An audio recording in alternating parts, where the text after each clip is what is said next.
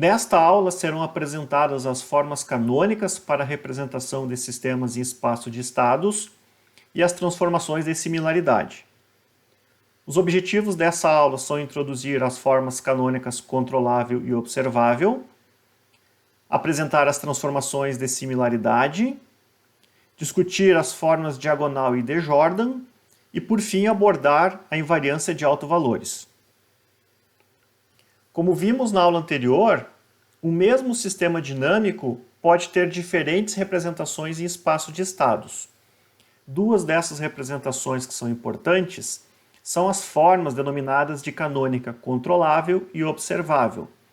A forma canônica controlável vai aparecer em problemas de projeto de controladores em espaço de estados. Já a forma canônica observável vai aparecer nos problemas de projeto de observadores de estado. Para obtermos a representação de um sistema na sua forma canônica controlável, vamos partir da descrição desse sistema através da equação diferencial, ou através da sua função de transferência, visto que a função de transferência se relaciona diretamente com a equação diferencial. Com base nos coeficientes do numerador e denominador da função de transferência, que também aparece na equação diferencial, podemos expressar a forma canônica controlável do sistema, que tem a seguinte forma.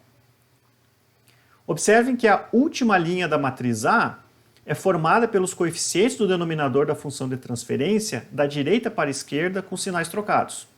O restante da primeira coluna da matriz A é formada toda por elementos nulos.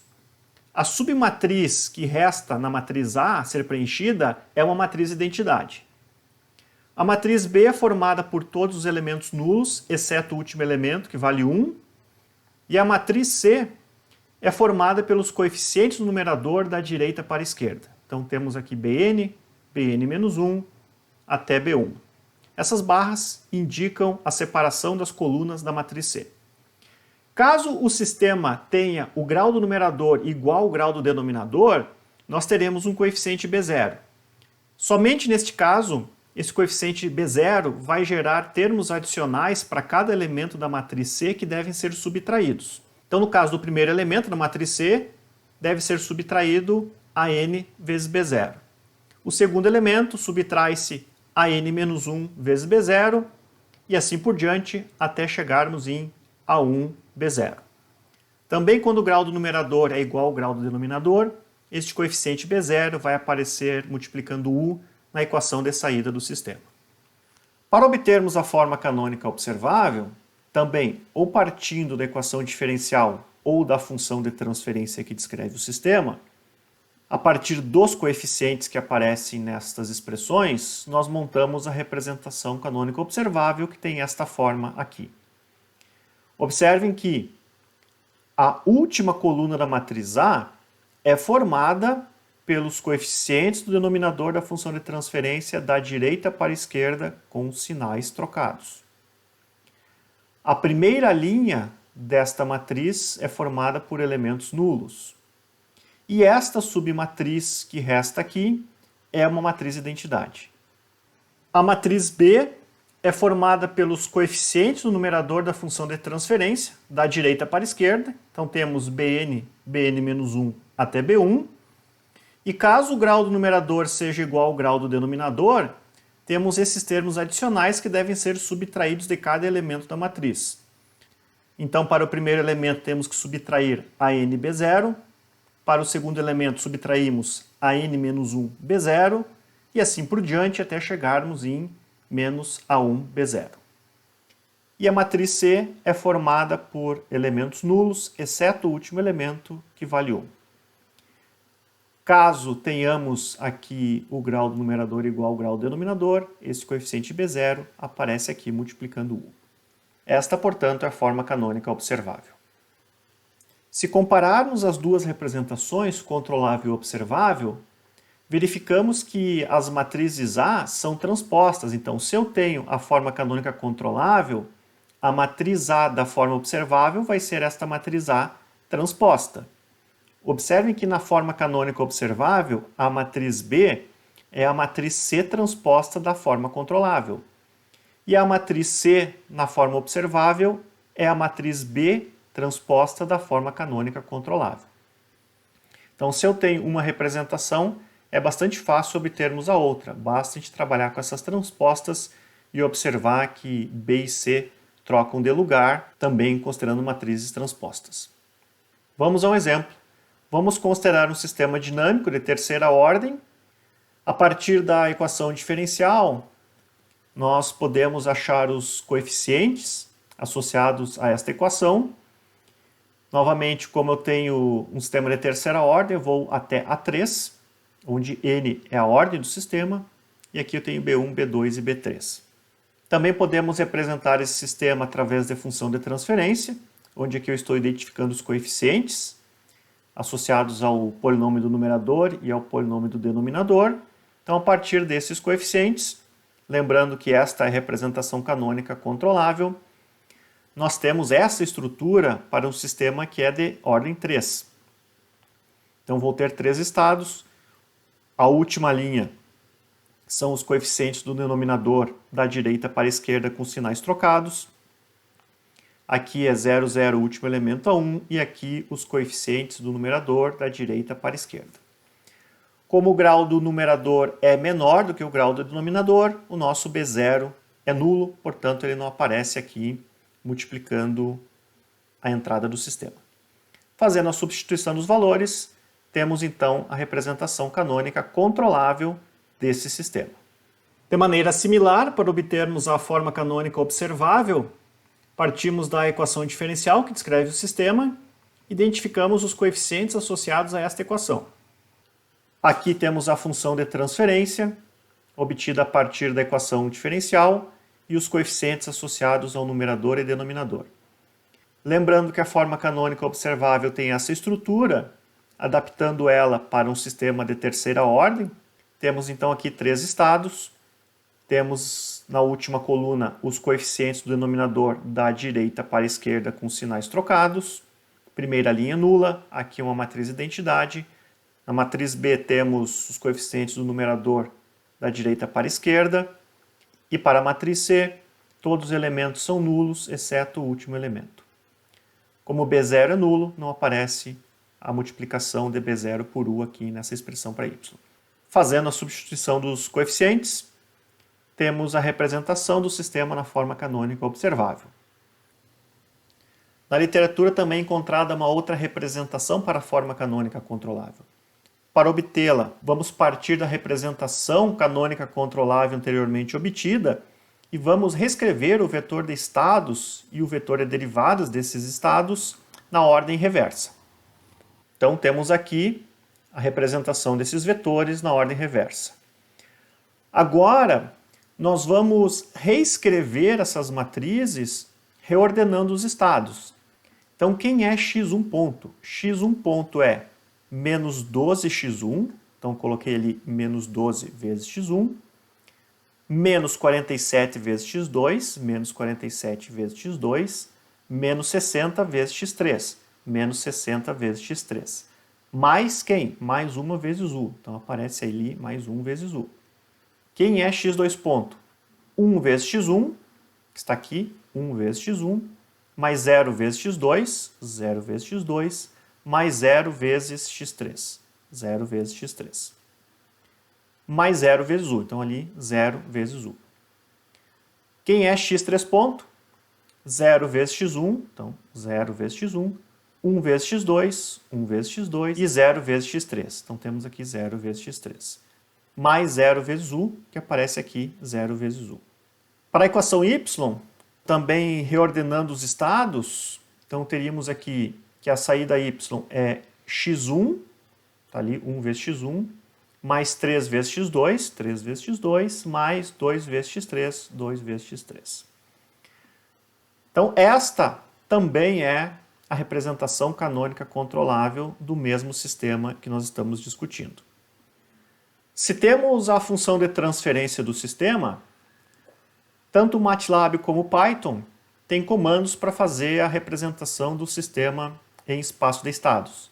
Então, o comando no MATLAB transfer function to state space, num,dem, retorna as matrizes A, B, C e D do sistema representado em espaço de estados. E estas matrizes A, B, C e D vão estar nesta representação canônica controlável. Da mesma forma, o Python tem o comando transfer function to state space. A diferença é que temos que passar a função de transferência e não o numerador e denominador. Ele retorna um sistema em espaço de estados, também nesta forma canônica controlável.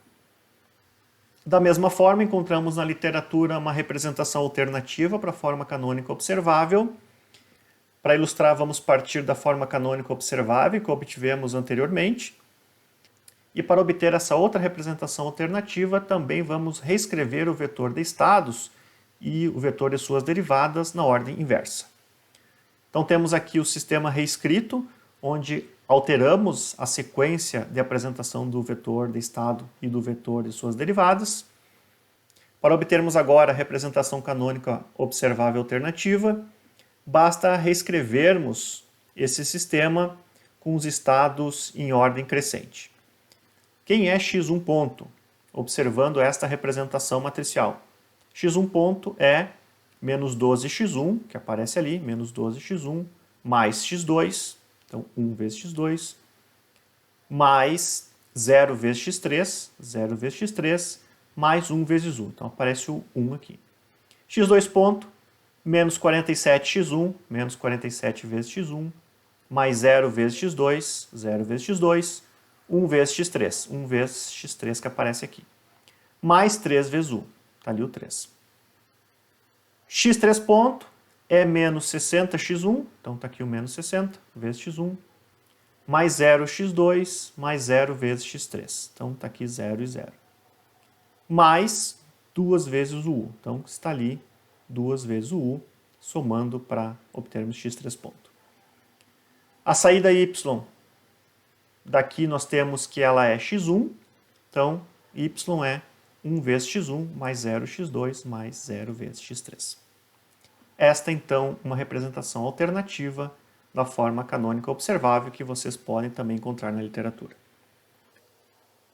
Reforçando mais uma vez o que vimos na aula anterior sobre representações em espaço de estados e as representações canônicas controlável e observável, se essas representações foram obtidas para um mesmo sistema, a relação entrada e saída dessas representações é a mesma. Então, se eu aplicar um degrau unitário na entrada dessas representações, a saída y vai ser idêntica. Se a partir de qualquer uma dessas representações em espaço de estados calcularmos a função de transferência do sistema, essa função de transferência vai ser a mesma. Então, diferentes representações em espaço de estados para um mesmo sistema são denominadas de sistemas similares, porque essas representações descrevem o mesmo sistema dinâmico e os seus autovalores, ou os polos do sistema, vão ser os mesmos. Dado um sistema dinâmico, existe, como nós já vimos, uma infinidade de representações em espaço de estados para esse sistema. A relação entrada e saída, o y, é a mesma entre essas representações. Todavia, os seus estados podem ser diferentes. Esta relação entre os estados para diferentes representações em espaço de estados é dada por uma matriz de transformação P. Então, se eu tenho um sistema com vetor de estado Z, eu posso obter uma outra representação em espaço de estados em que esse vetor Z vai se relacionar com esses vetores X através dessa relação, que basicamente é uma transformação linear. Derivando os dois lados dessa equação, temos x ponto e pz ponto. Substituindo x ponto por pz ponto nessa expressão aqui em cima, e x por pz também nessa expressão, nós temos a representação desse sistema através de um sistema similar que está dado aqui embaixo. Para isolar o vetor de derivadas do vetor de estados z, nós multiplicamos pela esquerda os dois lados da igualdade pela inversa de p. Com isso, temos a equação dinâmica que descreve esse sistema nesta nova representação. A equação que representa a saída y também é obtida fazendo a substituição dessa expressão na equação inicial que descreve o sistema aqui em cima. Temos aqui, portanto, uma representação similar deste sistema, onde a relação entrada e saída y é idêntica à do sistema original aqui em cima.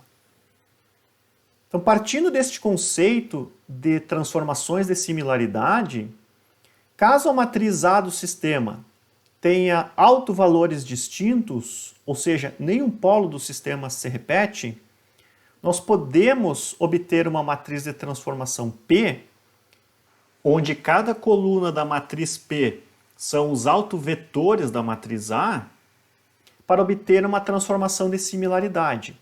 E esta representação, ela vai estar numa forma especial, que é o que a gente chama de forma canônica diagonal. A forma canônica diagonal tem na sua matriz A os autovalores do sistema na diagonal principal. E todos os outros elementos desta matriz A são nulos. Isso faz com que o sistema seja desacoplado. O que significa termos um sistema desacoplado? Significa que cada estado do sistema depende apenas dele mesmo. E com isso, cada equação de estado pode ser resolvida independentemente. Vamos verificar como que uma matriz de transformação P, que tem suas colunas formadas pelos autovetores da matriz A de um sistema dinâmico representado em espaço de estados, diagonaliza esse sistema. Para isso, vamos considerar uma matriz A de dimensão n por n, que tem todos os seus autovalores distintos. Como essa matriz A tem dimensão n por n, ela terá n autovalores e, consequentemente, n autovetores. Os autovetores são quaisquer vetores diferentes do vetor nulo que satisfazem essa igualdade. Essa igualdade nos diz que a matriz A vezes o seu autovetor resulta num vetor múltiplo do próprio autovetor. Temos aqui as n equações para obtermos os n autovetores da matriz A. Essas equações podem ser reescritas desta forma. AV1 é igual a lambda V1, AV2 igual a lambda V2 e assim por diante. Esta representação obtida pode ser reescrita de uma forma diferente, notando que a matriz A pode ser colocada em evidência e esses autovalores que aparecem nesta matriz à direita da igualdade podem ser reescritos na forma matricial. Então, reescrevendo essa equação acima, temos esta representação, onde esta matriz formada pelos autovetores da matriz A eu vou denominar de matriz P, e esta matriz formada pelos autovalores da matriz A eu vou chamar de matriz A diagonalizada. Portanto, essa representação tem esta forma. Para isolarmos a matriz A diagonalizada, basta multiplicarmos pela esquerda pela matriz P inversa. Com isso, a partir da matriz A e de uma transformação de similaridade P, que tem em suas colunas os autovetores da matriz A, obtemos a matriz A diagonalizada, na qual a diagonal principal contém os autovalores da matriz A. Como a matriz A possui todos os autovalores distintos, esses autovetores presentes na matriz P são todos linearmente independentes e, portanto, a inversa da matriz P sempre vai existir.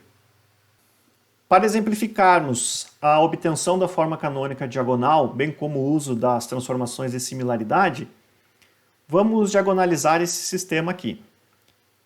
Esse sistema é o sistema que nós iniciamos a aula, representado na forma canônica controlável. A partir da matriz A do sistema, para diagonalizarmos o sistema, isto é, obtermos a sua representação na forma canônica diagonal, nós precisamos da matriz P de transformação de similaridade. E neste caso, as colunas da matriz P são formadas pelos autovetores da matriz A. Para calcularmos os autovetores, precisamos dos autovalores da matriz A. Então, para isso, precisamos calcular o polinômio característico dessa matriz. Temos que resolver esse determinante igualar a zero. Este é o polinômio característico da matriz A, que fornece como autovalores menos 3, menos 4 e menos 5.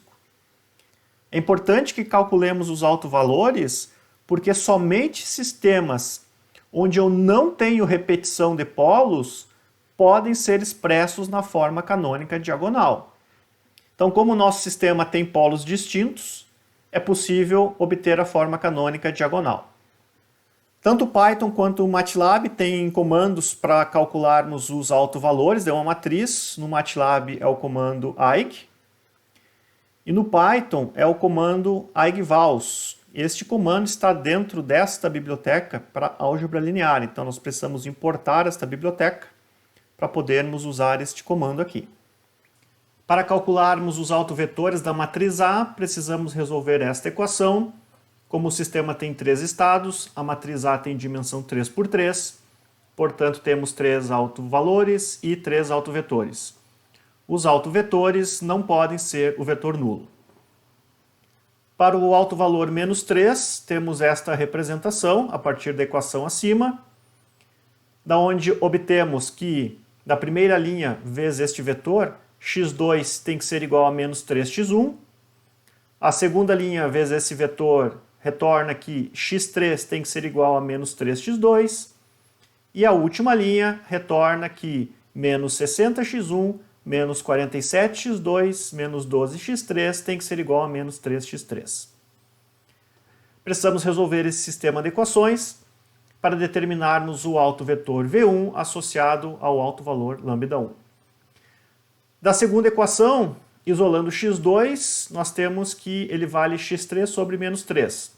Da primeira equação, isolando x1, temos que ele vale x2 sobre menos 3, que substituindo x2, retorna que x1 vale x3 sobre 9.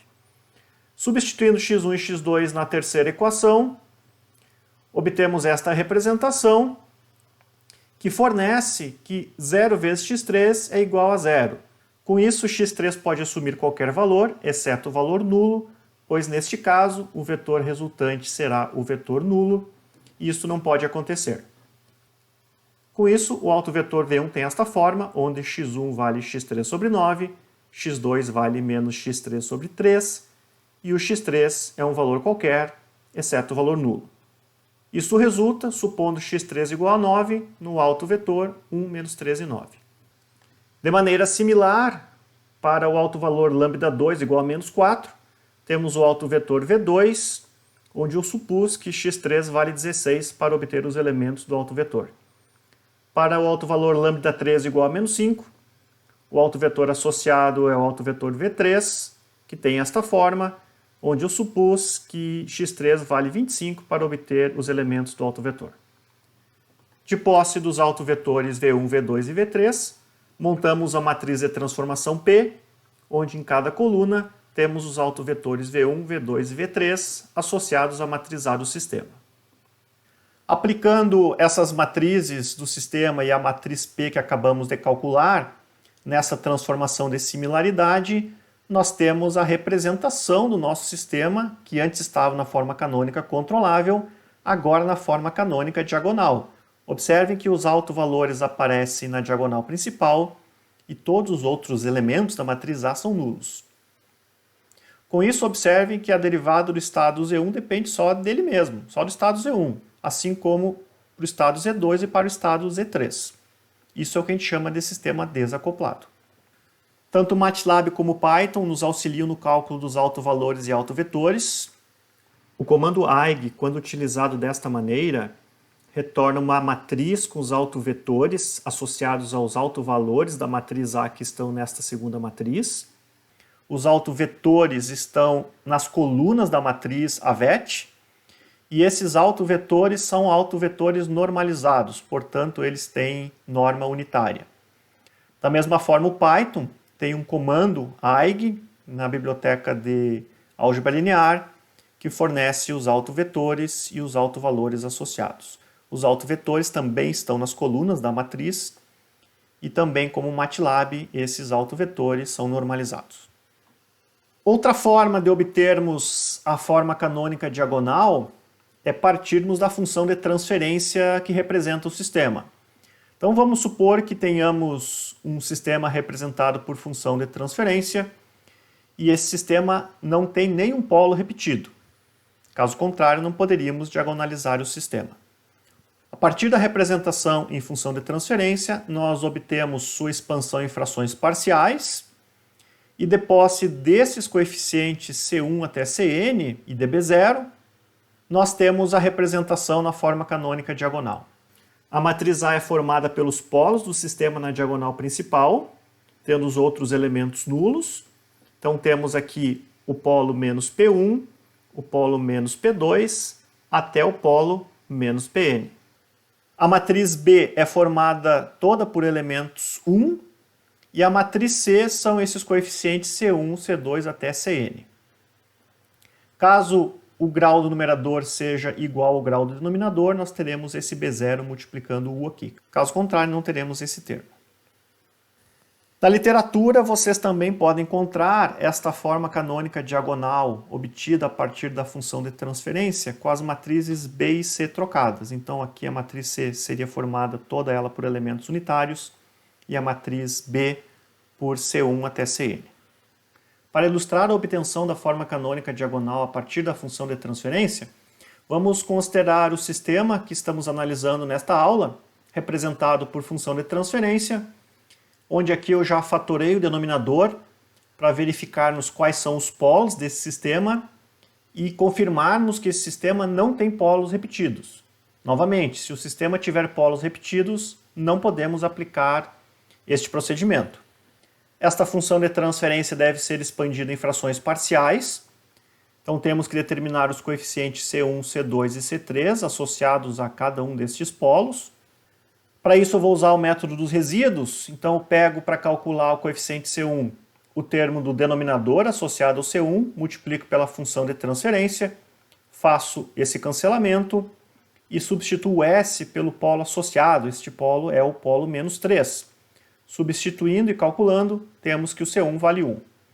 Da mesma forma, para calcular C2, pego esse denominador, multiplico pela função de transferência, faço esse cancelamento e substituo S pelo polo associado, que é menos 4. C2, portanto, vale menos 6. Da mesma forma, para o C3, considerando o S mais 5, fazemos o cancelamento, substituímos S por menos 5 e o C3 vale 6. A partir destes coeficientes, representamos o sistema por frações parciais, de onde montamos a representação canônica diagonal. Na diagonal principal vão os autovalores do sistema, que são os polos do sistema, então menos 3, menos 4 e menos 5. O resto é tudo zero na matriz A. A matriz B, todos os elementos são unitários. Como o primeiro autovalor, menos 3, que eu coloquei aqui, está associado ao termo C1, o primeiro elemento aqui é C1. Como o segundo autovalor, menos 4, está associado ao C2, que vale menos 6, o segundo elemento na matriz C é menos 6, e da mesma forma, o coeficiente C associado ao menos 5, ao C3, que aparece aqui na matriz C. Observem que essa é uma representação diagonal um pouco diferente da anteriormente feita por transformação de similaridade utilizando a matriz P. Como eu falei, existem infinitas representações de sistemas dinâmicos por espaço de estados. Essa aqui é apenas mais uma, mas que está na forma canônica diagonal, pois a matriz A é formada por uma matriz composta pelos autovalores do sistema na diagonal principal. Novamente, reforçando, a relação entrada e saída dessas representações é a mesma.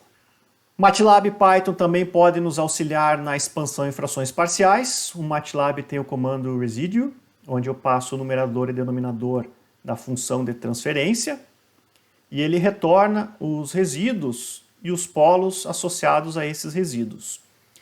Os resíduos seriam esses coeficientes C1, C2 e C3, e aqui na sequência ele vai dar os polos associados a esses resíduos. Caso o meu sistema tenha o grau do numerador igual ao grau do denominador, ele vai retornar este acoplamento direto que vai existir aqui na matriz K. Neste caso, como o grau do numerador é inferior ao grau do denominador, nós não temos acoplamento direto entre entrada e saída. No Python, temos este comando residue, que está na biblioteca de processamento de sinais, então temos que importar a biblioteca de processamento de sinais, e ele funciona de maneira bastante similar ao comando residue do MATLAB. Então, para mostrar para vocês essa questão que eu tenho afirmado ao longo da aula, que o mesmo sistema pode ter diferentes representações em espaço de estados, e a relação entrada e saída é a mesma, aqui eu estou ilustrando a resposta ao degrau do sistema representado na forma controlável, observável, na forma diagonal que obtivemos por transformação de similaridade, utilizando a matriz P. A forma diagonal 2 é o sistema que obtivemos a forma diagonal através da função de transferência. E aqui a saída do sistema calculada através da função de transferência. Observe que todas essas saídas são idênticas. Anteriormente eu falei que a forma canônica diagonal só pode ser obtida caso o sistema não tenha nenhum polo repetido. Se tivermos ao menos um polo repetido, não vai ser possível diagonalizar o sistema. Como falado anteriormente, para obtermos a forma canônica diagonal, é necessário que o sistema não tenha nenhum polo repetido. Se existir ao menos um polo repetido, a forma canônica diagonal não é possível de ser obtida. Ainda assim, é possível obtermos uma representação em que os autovalores do sistema, ou seja, seus polos, estão na diagonal principal da matriz A.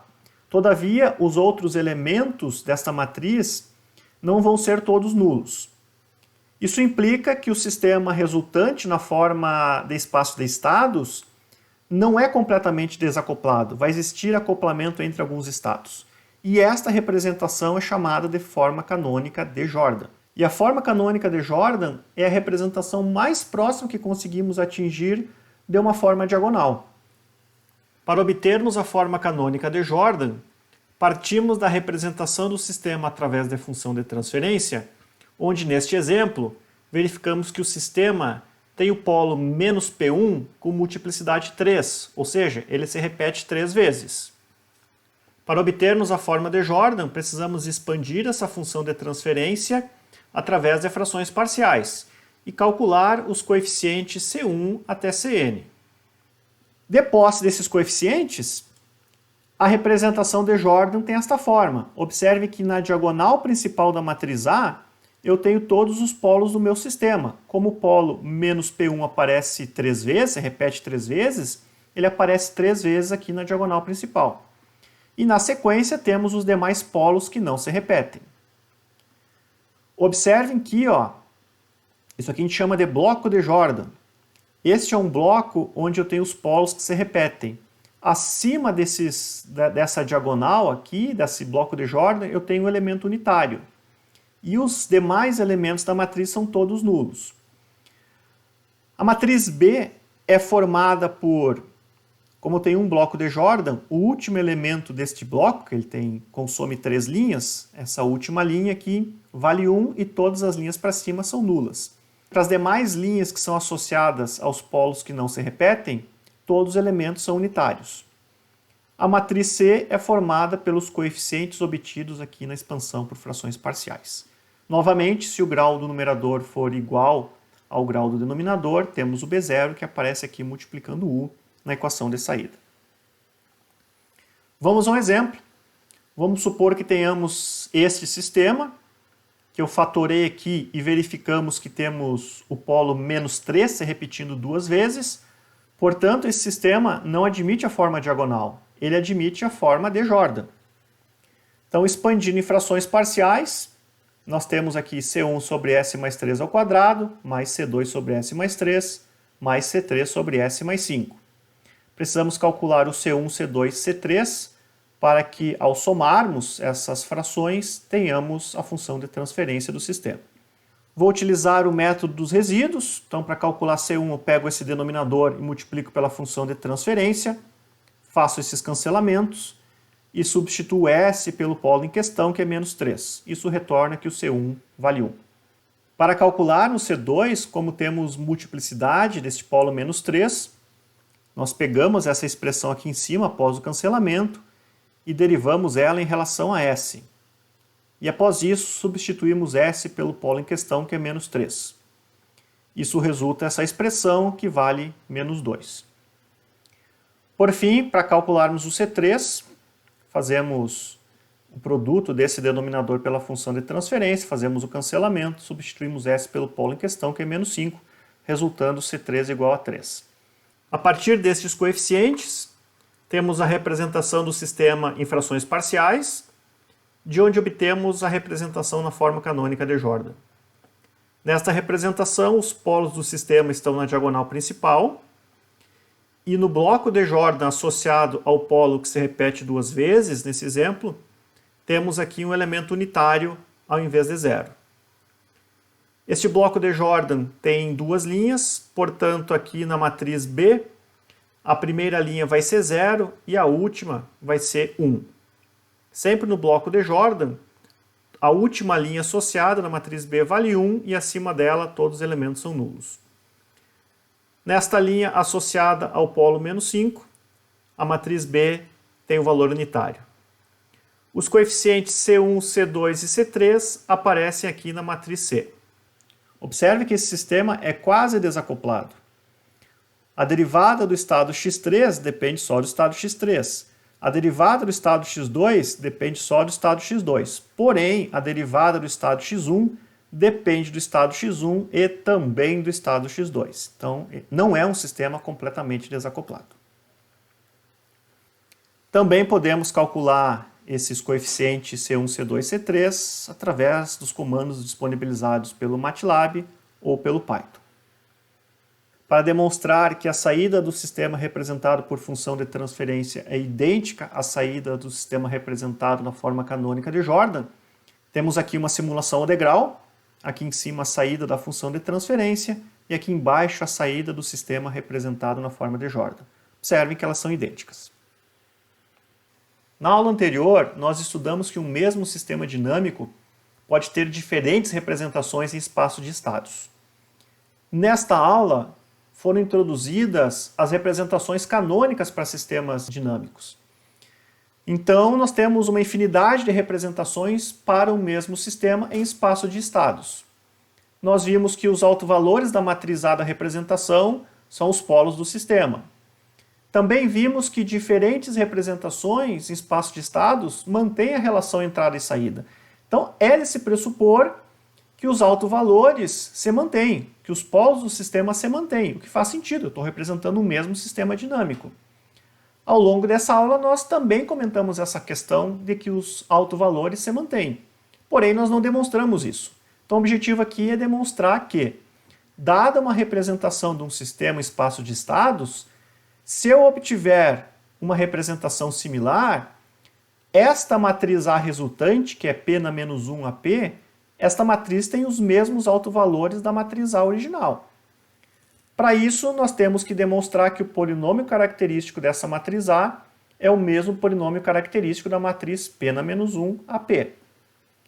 Então, vamos partir deste polinômio característico e tentar mostrar que ele é igual ao polinômio característico da matriz A.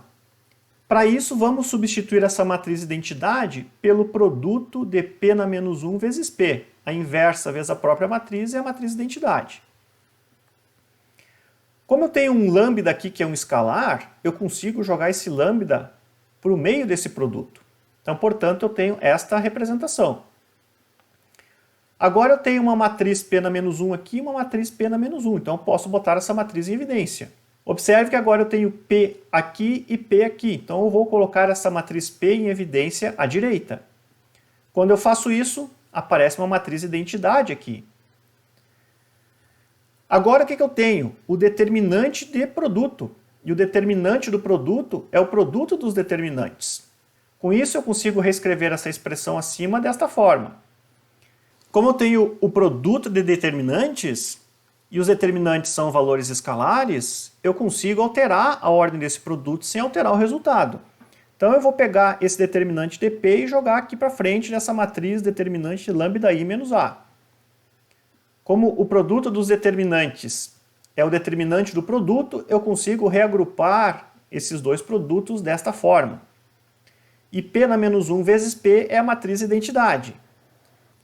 Como o determinante da identidade vale 1, resulta que essa expressão aqui em cima é igual ao determinante de lambda I menos A, que é o polinômio característico da matriz A do sistema original. Com isso, a gente mostra que os autovalores de um sistema são invariantes a transformações lineares.